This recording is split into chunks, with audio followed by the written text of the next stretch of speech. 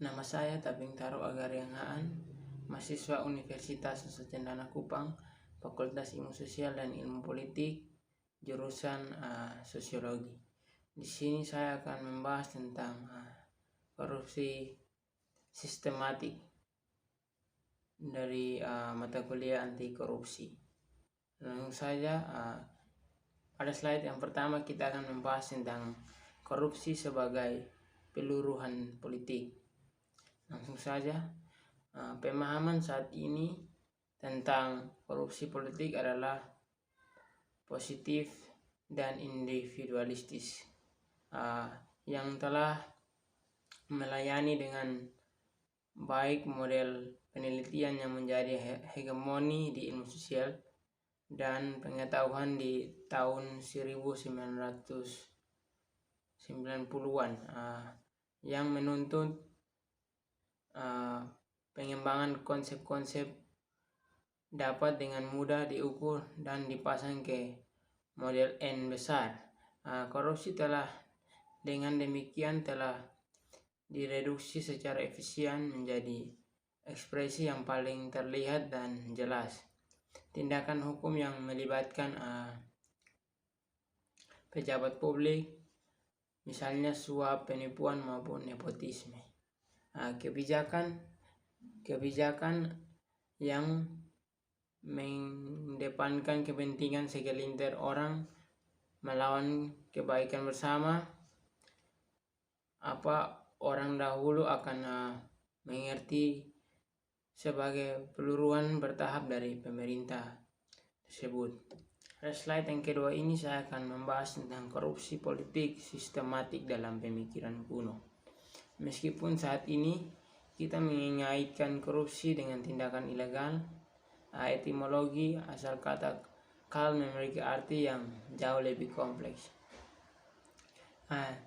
Menurut Aristoteles, Oresteles of Miletus, pendiri mazhab filosofi yang mempelajari unsur-unsur yang tidak dapat diubah di alam, prinsip-prinsip yang ada yang dihasilkan atau dihancurkan oleh kebebasan itu sendiri adalah kewajiban. Prinsip-prinsip demokrasi ia berpendapat bahwa sumber kekacauan karena itu menghasilkan individu yang hidup sesuai dengan konstitusi mereka sendiri, memiliki aturan mereka sendiri, hanya mengejar kepentingan mereka sendiri dan tidak menghormati orang lain, otoritas, tetapi keinginan mereka sendiri. Korupsi dalam demokrasi akan menjadi hasil yang tak terhindarkan dari pemertaan kebebasan yang memungkinkan adanya mengejar kepentingan individu dan konsekuensi peningkatan entropi, seperti itu berada dalam kerangka konseptual korupsi individu dan tantangan Machiavellian.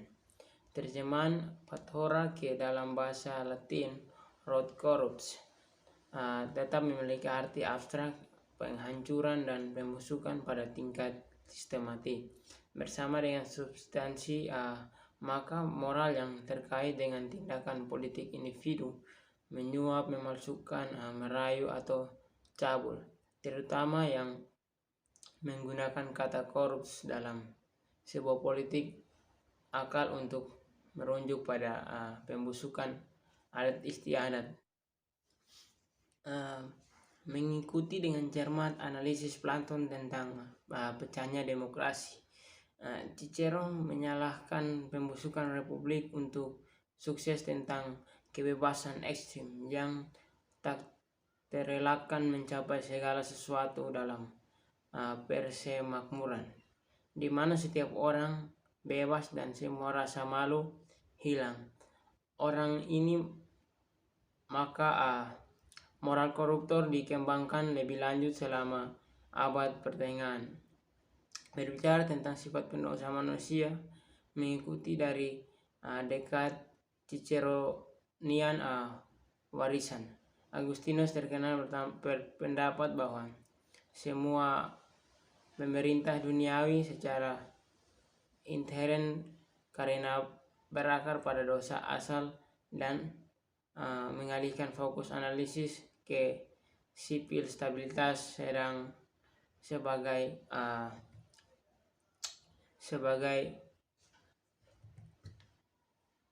barang politik tertinggi yang dapat dicapai. Korupsi sistematik dan oligarki kekuasaan. Mengikuti logika Aristoteles, pemerintahan perwakilan dapat disusun baik sebagai tipe ideal majemuk yang didefinisikan oleh istilah kontrasnya, dan sebagian rezim politik jangka menengah yang bergerak menuju salah satu ekstremnya liberal yang ideal. Demokrasi menjadi rezim hibrida yang terdiri dari prinsip-prinsip demokrasi dan liberalisme. Definisi minimal tentang akan menjadi rezim yang menyadari sepenuhnya demokratis dan liberal berakhir untuk secara akurat mewakili kepentingan mayoritas dalam batas yang ditentukan oleh hak individu dan pemisahan kekuasaan. Interpretasi elit republik seperti yang dikatakan dalam sebelumnya, korupsi politik yang sistematik seharusnya terjadi dipahami sebagai fenomena yang tak terhindarkan. Itulah ancaman konstan terhadap kebebasan endemik di semua bentuk pemerintahan. Pengakuan atas proses tanpa henti ini, kerusakan politik mendorong para pemikir politik kuno dan modern untuk belajar konstitusi yang ada dan terlibat dalam tugas yang mungkin mustahil untuk merancang rezim yang sempurna. Tekanan politik yang akan kebal terhadap degradasi institusi dan prosedurnya, dan dengan demikian abadi terputus dari inevitable nasib pembusukan dan perubahan rezim. Teori konstitusi campuran yang dapat ditelusuri kembali ke Aristoteles. Campuran oligarki dan demokrasi berasal dari kritik terhadap konstitusi monarkis yang murni, dan mengusulkan obat realis untuk korupsi sistematik berdasarkan institusi analisis berbagai bentuk kekuasaan yang terus berkembang dan dibatasi ini. Memeriksa satu sama lain mengikuti kecenderungan ekspansi mereka sendiri daripada murni karena kebijakan atau kewajiban hukum.